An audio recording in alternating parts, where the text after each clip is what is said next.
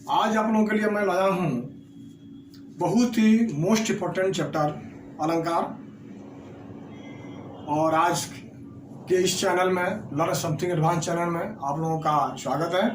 आज आप लोग बहुत ही सुंदर चैप्टर पढ़ेंगे जो मैं लाया आप लोगों के लिए बहुत मेहनत करके। तो अलंकार का व्याकरण में क्या महत्व है और साहित्य में अलंकार का क्या महत्व है, अलंकार क्या है, अलंकार का नाम आप लोग सुने होंगे, अलंकार क्यों जरूरी है, इसके बारे में आज आप लोगों से बात करेंगे हम। अलंकार क्या होता है। तो आप लोग जानते हैं कि कोई भी काव्य हो, कोई भी साहित्य हो, कोई भी ग्रंथ हो, अगर उसको सुंदर नहीं लिखा जाए, उसमें सुंदरता अगर नहीं हो, उसको अच्छा से नहीं लिखा जाए, उसके शब्द उसके अर्थ अच्छा नहीं हो, तो कोई इसको नहीं पढ़ सकता है, कोई भी काव्य हो। इसलिए जितने भी कवि हैं, जितने भी लेखक हैं, सभी लोग क्या करते हैं, सुंदर सुंदर अक्षरों का समावेश करते हैं, अर्थ को भी सुंदर करते हैं, जो पढ़ने वालों को बहुत ही अच्छा लगता है। तो अलंकार का विशेष महत्व है, काव्य में अलंकार का विशेष महत्व है। हम जानेंगे कि अलंकार है क्या। अलंकार यानी सजाना, सजाना, सुंदरता प्रदान करना, सुंदर बनना, बनाना इत्यादि सब अलंकार है। संसार में सारी वस्तुएं, जितने वस्तुएं हैं, सभी सुंदर बनना चाहती हैं, और जो वस्तुएं सुंदर हैं उसी का महत्व भी है संसार में। जहां हम देखेंगे पशु पक्षी हो, चाहे मान के चलिए पेड़ पौधे हों या मनुष्य हो, सब में सुंदरता जरूरी है। हम और आप सुंदरता धारण करते हैं, सुंदर बनना चाहते हैं, सुंदर वस्तुओं को हम देखना चाहते हैं। ये क्या है, सब यहाँ अलंकार है।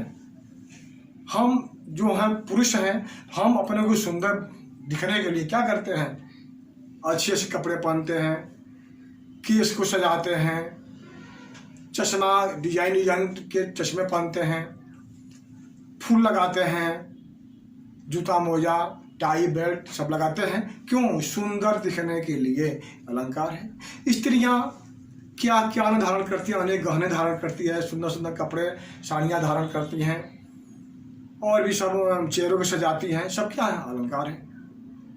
तो इसी तरह अलंकार बाह्य वस्तुओं में है, सांसारिक वस्तुओं में है, तो काव्य में भी अलंकार का समावेश है, बहुत बड़ा महत्व है। तो काव्य में भी अलंकार है।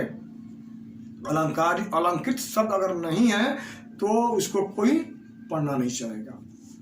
तो किसी बात को, किसी भी कथन को हम सुंदर सजा कर बोलते हैं तो सुनने वाले के ऊपर बहुत अच्छा उसका प्रभाव पड़ता है। तो सुंदर कहना, सुंदर बात करना, सुंदर शब्दों का प्रयोग करना, सब क्या है, अलंकार है। तो अब देखिए अलंकार कहते किसे हैं, अलंकार किसे कहते हैं, इसको देखिए लिखा हुआ है यहाँ पर, काव्य की शोभा बढ़ाने वाले तत्व को हम अलंकार कहते हैं। काव्य की शोभा बढ़ाने वाले तत्व को हम अलंकार कहते हैं। जो हम साहित्य पढ़ते हैं ना, उसमें जो शब्द कहीं कहीं आते हैं, अर्थ भी कहीं कहीं आते हैं, जो सुनने में, जो पढ़ने में अच्छे लगते हैं, इसको बार बार पढ़ने को मन करता है, वो सब क्या है, अलंकार है। और वही ग्रंथ, वही साहित्य अजर अमर है जो अलंकृत किया गया है, शब्दों से, अर्थों से उसको सजाया गया है, वही अच्छा है। तो काव्य की शोभा बढ़ाने वाले तत्व को हम अलंकार कहते हैं। जिन शब्दों से काव्य की शोभा बढ़ जाए, काव्य की सुंदरता बढ़ जाए, क्या है, वही अलंकार है। अब देखिए यहाँ लिखा हुआ है, अलंकरोति इति अलंकारः, यानी जो सजाता है, सुंदरता प्रदान करता है, जो अलंकृत करता है, वही अलंकार है। संस्कृत में भी लिखा हुआ है, जो अलंकृत करता है, अलंकरोति इति अलंकारः, जो अलंकृत करता है, सुंदरता प्रदान करता है, सजाता है, वो अलंकार है। अब यहाँ पर देखिए अलंकारों का महत्व वाक्यों के अनुसार मैं बता रहा हूँ आप लोगों को, अलंकार का क्या महत्व है वाक्य के अनुसार, कितना महत्व है अलंकार का। संसार में उस व्यक्ति को कोई नहीं चाहता है जो खराब बोलता है, खराब शब्दों का प्रयोग करता है, उसको कोई नहीं सुनना चाहता है। सुंदर जो बोलता है उसी को लोग चाहते हैं, उसी से लोग प्रेम करते हैं। तो उसी तरह शब्दों को हम यदि सजा कर बोलते हैं तो अच्छा लगता है, वे शब्द बहुत अच्छे लगते हैं। तो देखिए कैसे मैं सिद्ध करता हूँ। यहाँ पर एक वाक्य है, राकेश की चांदनी यमुना जल में चमक रही थी। पहला वाक्य में राकेश की चांदनी यमुना जल में चमक रही थी। राकेश यानी चंद्रमा, चंद्रमा का प्रजा शब्द राकेश होता है। एक वाक्य हुआ कि राकेश की चांदनी यमुना जल में चमक रही थी। स्पष्ट है। उसी वाक्य को मैं दोबारा कहता हूँ। यहाँ पर देखिए, चारों चंद्र की चंचल किरणें चमक रही थी यमुना जल में। उसी बात को फिर मैं कह रहा हूँ। चारों चंद्र की यानी सुंदर चंद्रमा की चंचल किरणें यमुना जल में चमक रही थी। यदि ऐसा कहा गया तो और वाक्य सुंदर हो गया। किसी भी शब्द को सजाकर कहना एक कला है, एक सुंदरता है। तो उसी बात को सजाकर कहते हैं तो अच्छा लगता है। एक देखिए यहाँ पर भी, उसकी आंखों से आंसू बह रहे थे। उसकी आंखों से आंसू बह रहे थे। एक वाक्य, साधारण वाक्य हुआ, इसका कोई सुंदरता नहीं है, सामान्य तौर पर एक वाक्य है। लेकिन इसी बात को यदि मैं कह रहा हूं, सावन के बादलों से उसकी आंखें बरसने लगी। सावन के बादलों के समान उसकी आंखें बरसने लगी। यदि ऐसा कहा जाए तो उसमें और भी सुंदरता आ जाती है, उसमें आकर्षण और ज्यादा बढ़ जाता है। सावन के बादलों के समान उसकी आंखें बरसने लगी। बात अर्थ वही है, लेकिन कहने का तरीका अलग अलग है। यदि हम किसी बात को सुंदरता से कहते हैं, सजा कर कहते हैं, तो उसमें और भी आकर्षण बढ़ जाता है। एक वाक्य यहाँ पर देखिए, सुदामा की गरीबी की हालत देखकर कृष्ण रोने लगे। सामान्य तौर पर एक वाक्य है, सुदामा की गरीबी की हालत देखकर कृष्ण रोने लगे। एक वाक्य है साधारण तौर पर। अब उसी वाक्य को नीचे देखिए किस तरह सजाया गया है, कितना सुंदर लग रहा है। देखी सुदामा की दीन दशा, करुणा करके करुणानिधि रोए। देखिए कितना सुंदर बन गया, कितना सुंदर शब्द बन गया कि सुदामा की दीन दशा, गरीबी की दशा को देखकर करुणानिधि, जो भगवान कृष्ण है, करुणा के खजाना है, करुणा करके दया करके रोने लगे। उसी बात को दूसरे शब्दों में सजाकर कह दिया गया है। कितना अच्छा लग रहा है, लोग उसको बार बार पढ़ते हैं, सुनते हैं, अच्छा लगता है। इतना महत्व है वो अलंकारों का हमारे शब्दों में, हमारे वाक्यों में। तो क्यों ना हम दैनिक जीवन में भी अलंकारों को हम प्रयोग कर सकते हैं। बोलने में, सुनने में, कहीं भी हम हैं तो सुंदर शब्दों का प्रयोग कर करके हम सुंदर बन सकते हैं। समाज में हम लोकप्रियता हासिल कर सकते हैं। हम ऐसा कर सकते हैं अलंकारों को धारण करके ही। तो काव्य में यही है आपका। काव्य में इसी तरह के अलंकार के वाक्य आएंगे, शब्द आएंगे, जो आप लोग इसको पढ़ेंगे, समझेंगे। अब देखिए यहाँ पर अलंकार 3 प्रकार के होते हैं। विद्वानों ने अलंकारों को मुख्य रूप से 3 प्रकारों में बांटा है। अब यहाँ देखिए, शब्दालंकार, अर्थालंकार और उभयालंकार, यह 3 तरह के हुए। अब मैं इसका डिफिनेशन लिख रहा हूँ, देखिएगा इसको। शब्दालंकार में शब्दों को चमत्कृत किया जाता है, शब्दों को सजाया जाता है। अर्थालंकार में अर्थ को अलंकृत किया जाता है। उभयालंकार में दोनों का समावेश, यानी अर्थ और शब्द दोनों का समावेश होता है, दोनों को सजाकर लिखा जाता है। तो यहाँ तक हुआ, इसका मैं लिखा रहा हूँ, इसको देख लीजिएगा। देखिए शब्दालंकार की परिभाषा क्या होता है समझेंगे हम। शब्दालंकार, इसके नाम से ही हम समझ सकते हैं कि शब्द को अलंकृत किया जाता है। परिभाषा के अनुसार देखिए, जब किसी कथन में विशिष्ट शब्दों के प्रयोग के कारण चमत्कार या सौंदर्य आ जाता है, वहाँ शब्दालंकार होता है। जब कोई हम बात करते हैं या लिखते हैं, कहते हैं, उसमें कोई विशेष शब्दों का प्रयोग करते हैं, अलग हट करके, साधारण शब्दों का नहीं, विशेष शब्दों का प्रयोग करने से जब उसमें कोई सौंदर्य आ जाता है और ये सुंदर बन जाता है, तो वहाँ पर शब्द अलंकार आ जाता है, उसी को हम शब्द अलंकार कहते हैं। अब एग्जाम्पल से समझेंगे यहाँ पर। यहाँ देखिए एक पंक्ति में दे रहा हूँ, इसे तो बहुत से इसके उदाहरण हैं। एक पंक्ति में काली घटा का घमंड घटा। अब हम देखिए घटा घटा दो जगह यहाँ पर आया है, घटा घटा शब्द दो बार यहाँ पर आया है। इसका अर्थ होगा बादल, इसका अर्थ होगा घटना। काली घटा का घमंड घटा, यानी जो काले बादल हैं उनके घमंड घट गए। तो यहाँ पर घटा घटा दो बार आया है, तो कहने से एक अच्छा लगता है, कहने से इसकी सुंदरता बढ़ जाती है। यह हुआ, तो यही शब्द का चमत्कार हुआ, यही शब्द का चमत्कार हुआ। शब्दों को, वर्णों का जो बार बार आना, ये होता है शब्द अलंकार में, ऐसा होता है। अब देखिए शब्द अलंकार के मुख्य तीन भेद होते हैं, अनुप्रास, यमक और अश्लेष। अनुप्रास के बारे में जानिए। इसमें क्या होता है कि वर्णों की आवृत्ति बार बार होती है। वर्ण यानी स्वर हो या वर्ण व्यंजन, व्यंजन ज़्यादा प्रयोग होते हैं, इसकी आवृत्ति बार बार होती है, एक बार से अधिक बार होगी, तो वहाँ पर अनुप्रास अलंकार होगा। अब देखिए कैसे, रघुपति राघव राजाराम, रघुपति राघव राजाराम, इसमें र कई बार आया है। कितना बार आया है देख लीजिए, यहाँ पर 1 2 3 4 बार रो आया है, जो अच्छा लगता है। रघुपति राघव राजाराम, पतित पावन सीताराम। आप लोग इस गीत को भी सुने होंगे, जो महात्मा गांधी का बहुत प्यारा गीत था, वो ये बराबर इसको गाते थे। तो यही है, इसमें र की आवृत्ति 4 बार हुई, जो कहने में अच्छा लगता है, सुंदर लगता है। यह अलंकार है, यह अनुप्रास अलंकार है। अब इसमें देखिए एक और एग्जाम्पल, यहाँ पर देखिए, सुरभित सुंदर सुखद सुमन तुमको देखकर शर्माते हैं।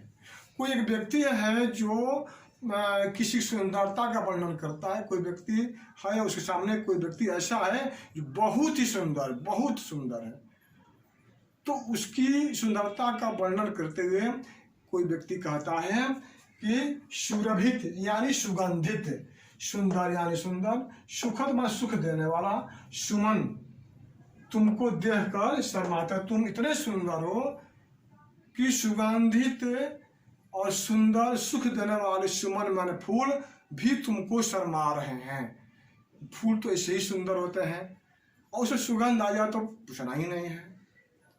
तो इस तरह के फूल जो दूसरों को आनंद देते हैं, सुगंध देते हैं, वे फूल आपकी सुंदरता को देखकर शर्मा रहे हैं। कितना अच्छा लगता है खाने से। कि हम वर्णन किया जाता है अन्य अन्य शब्दों से, अनेक प्रकार के सुंदर सुंदर शब्दों से किसी का वर्णन किया जाता है, वहाँ पर अलंकार होता है। तो यहाँ पर यह हो गया। अब इसके भी 3 वेद होते हैं, जानिए इसके भी 3 वेद होते हैं, छेकानुप्रास, वृत्त्यानुप्रास और लाटानुप्रास। ठीक है,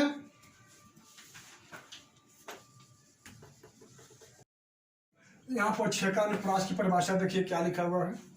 इसमें व्यंजनों की आवृत्ति 1 बार होती है, इसमें व्यंजनों की आवृत्ति 1 बार होती है। जैसे देखिए यहाँ पर बंदव गुरुपद पदुम परागा, तो बंदव गुरुपद पद यहाँ पर, इसके बाद एक आवृत्ति यहाँ पर पद आया है, पद और पद यहाँ पर भी है, इसलिए यह हो गया छेकानुप्रास अलंकार, बंदव गुरुपद पदुम परागा। इसके बाद एक और पंक्ति है, सरस सुभाष सरस अनुरागा होता है, उसको मैंने नहीं लिखा है। तो यह होगा यहाँ पर आवृत्ति पद यहाँ पर 1 बार और हुई है। तो यह हो गया आपको छेकानुप्रास अलंकार। अब यहाँ पर देखिए वृत्त्यानुप्रास में क्या होता है, इसमें व्यंजनों की आवृत्ति अनेक बार होती है, इसमें व्यंजनों की आवृत्ति अनेक बार होती है। देखिए बहुत अच्छी एक पंक्ति है, यहाँ पर देखिए क्या लिखा हुआ है आपको, शेष महेश गणेश दिनेश सुरेश जाहि निरंतर गावे, ताहि अहिर की छोहरिया छसियाभर छाछ पे नाच नचावे। ये रसखान कवि की कविता की ये पंक्तियाँ हैं जिन्होंने भगवान कृष्ण के बारे में कहा है, वही बात यहाँ पर लिखी हुई है। मैं बता रहा हूँ, थोड़ा अर्थ लीजिए, आप लोग जान जाइए। शेष माने शेषनाथ, महेश माने अब शंकर जी, गणेश जी और सूर्य, और फिर आपको शंकर जी, ये लोग जिसकी हमेशा निरंतर गुणगान करते रहते हैं, उस भगवान कृष्ण को अहिर किशोरिया यानी गोपियाँ थोड़े से छाछ के लिए यानी मट्ठा के दही के लिए नाच नचा रही है। इसका अर्थ ये होगा। अब हमको मतलब है व्यंजनों की आवृत्ति से हमको बताना यही था कि व्यंजनों की आवृत्ति यहाँ पर अनेक बार होती है। इस तरह का कोई भी वाक्य होगा, कोई पंक्ति होगी, तो उसको हम कहेंगे वृत्ति अनुप्रास, यानी अनुप्रास अलंकार है लेकिन वृत्ति अनुप्रास उसको कहा जाएगा। यहाँ पर आइए लाटानुप्रास, इसमें क्या होता है, एक शब्द या वाक्य खंड एक बार ही आएगा और उसी अर्थ में होगा। एक शब्द या वाक्य खंड आएगा, आवृत्ति उसकी होगी लेकिन एक ही बार होगी और उसी अर्थ में आवृत्ति होगी। जैसे यहाँ देखिए, मनुष्य वही है जो मनुष्य के लिए मरे। मनुष्य और मनुष्य का वृत्ति हुई है, और मनुष्य वही है जो मनुष्य के लिए मरे। इसका अर्थ यह हुआ कि मनुष्य यानी इंसानियत, इंसान उसी को कहा जाएगा जो दूसरे मनुष्य के लिए जान देता है, दूसरे मनुष्य की रक्षा करता है। तो दोनों एक ही शब्द है और वो अर्थ अलग अलग है थोड़ा, है ना। ऐसा जो होगा उसको कहेंगे लाटानुप्रास अलंकार। अब यहाँ पर आइए, ये हो गया, ये तीनों जो हैं ये होंगे आपको अनुप्रास अलंकार के तीन भेद इतने होते हैं। और इसके बाद में बता रहा हूँ कि अब यमक अलंकार जो शब्द अलंकार का मुख्य तीन भेद में दूसरा अलंकार है यमक अलंकार, इसके बारे में बता रहा हूँ कि इसमें क्या होता है। इसमें एक शब्द की आवृत्ति दो या दो से अधिक बार होती है और अर्थ अलग अलग होता है। एक शब्द की आवृत्ति दो या दो से अधिक बार हो सकती है और अर्थ अलग अलग होता है। कैसे देखिए यहाँ पर, कनक कनकते 100 गुना मादकता अधिकाय, एक खाए बोराई नर एक पाए बोराय। इसमें कहा गया है कि कनक कनक, कनक का अर्थ होता है सोना और एक कनक का अर्थ होता है, उसी का अर्थ होता है आपको धतूरा। तो अब मान लीजिए कि किसी को बहुत ज़्यादा सोना मिल जाए, बहुत काफ़ी सोना की मात्रा ज़्यादा हो, बहुत काफ़ी मिल जाए तो धनवान बन जाएगा। और काफ़ी तो धनवान बनेगा तो क्या होगा, लोग लगता है कि नशा में आ गए, अपने घमंडी बन जाते हैं, ज़्यादा शो करते हैं कि बहुत धनवान है, नशा में जाता है। उसी तरह धतूरा को भी यदि कोई खा लेता है तो नशा में जाता है। दोनों की जो शक्ति है वो एक ही बराबर होती है, दोनों पागल हो जाते हैं, नशा में जाते हैं, घमंडी बन जाते हैं। तो वही बात है। तो यहाँ पर देख रहे हैं कि कनक कनक के, आपको कनक कनक के मानी सोना और यहाँ पर धतूरा का अर्थ बोध हो रहा है। ऐसा कोई भी होगा जो शब्द ऐसा आएगा जो इससे पक्ति जाएगी वाक्य होगा, वह क्या होगा, वह आपके यमक अलंकार में होगा। अब इसके बाद बता रहा हूँ आपको मैं कि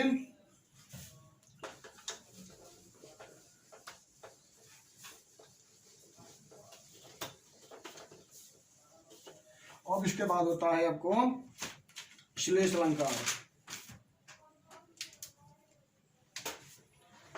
तीसरा है आपका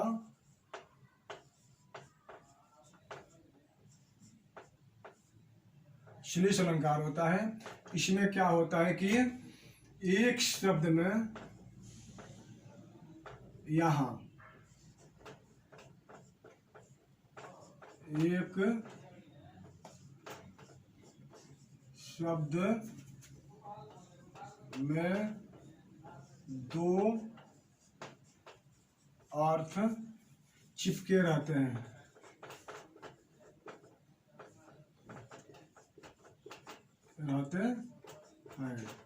इसमें एक शब्द होगा और इसमें दो अर्थ चिपके रहते हैं। अब जैसे में देख लीजिए, आप लोग समझ आएंगे। जैसे में देखिए क्या होता है। जैसे में है आपको देखिए, चरण धरत चिंता करत चित्तवत चहुओर, चहुओर सुबरन सुबरन को खोजत फिरे कभी व्यभिचारी चोर।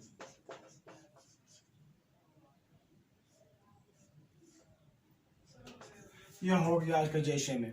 यहाँ देखिए क्या होता है, यहाँ बता गया कि एक शब्द में दो अर्थ चिपके रहते हैं। इसमें इसका अर्थ होता है चिपकना, उसी में दो अर्थ निकलेंगे एक शब्द से। कैसे निकलता है बताता हूँ मैं आप लोगों को, इसका अर्थ समझिए क्या होता है। चरण धरत चिंता करता, एक व्यक्ति है जो कि चरण धरत माना जा रहा है धीरे धीरे और चिंतन कर रहा, सोच रहा है, और चित्त चारों ओर देख रहा है। चित्त माना चारों ओर वो देख रहा है, और देख रहा है तो क्या खोज रहा है, तो सुबरन को खोजत फिरत, सुबरन को खोजत फिरे कभी व्यभिचारी चोर। सुबरन यानी कभी जो होगा सुबरन को खोजेगा, व्यभिचारी भी सुबरन खोजेगा, और चोर भी सुबरन खोजेगा। सुबरन अर्थ तो मुझे क्या होता है, कवि की दृष्टि में शुभरंग अर्थ होगा अच्छा वर्ण, अच्छा अक्षर लिखने के लिए अच्छा अक्षर वर्ण का कवि खोज करेगा और वह अपना लिखेगा। व्यभिचारी सुवर्ण का अर्थ होता है सुंदर वर्ण वाली स्त्री, जो बचलन पुरुष है सुंदर स्त्री को खोजेगा। और चोर जो है शुभरंग का अर्थ होता है एक सोना, चोर सोना को खोजेगा। इसका अर्थ है आपको अनेक अर्थों में प्रयोग किया गया, अनेक अर्थ छिपे हुए हैं। तो यह हो गया आपको क्या, श्रेष्ठ अलंकार। ऐसा कोई भी शब्द होगा तो श्रेष्ठ अलंकार उसको कहेंगे। तो यहाँ तक आप लोग पढ़ लिए अलंकार के बारे में, शब्द अलंकार के बारे में पढ़ लिए। शब्द अलंकार के जो 3 भेद उसके बारे में डिटेल में मैंने बता दिया, और आप लोग इसको बार बार देखेंगे, याद करेंगे तो आप लोग पूरा समझ जाएंगे। एक बात हो सकता है कि नहीं समझ में आए, लेकिन बार बार देखेंगे तो आप लोग याद कर सकते हैं, समझ जाएंगे। और मैं आप लोगों से एक बात कहना चाहूँगा कि यह जो मैंने बनाया है वीडियो, बहुत परिश्रम के बाद बनाया है, यह आप लोगों के लिए पूरा फायदा करेगा, मुझे विश्वास है। जरूर इसको आप लोग सब्सक्राइब कीजिएगा, मेरा मनोबल बढ़ेगा, और अपने मित्रों में शेयर कीजिएगा, मैं और आगे बनाता रहूँ।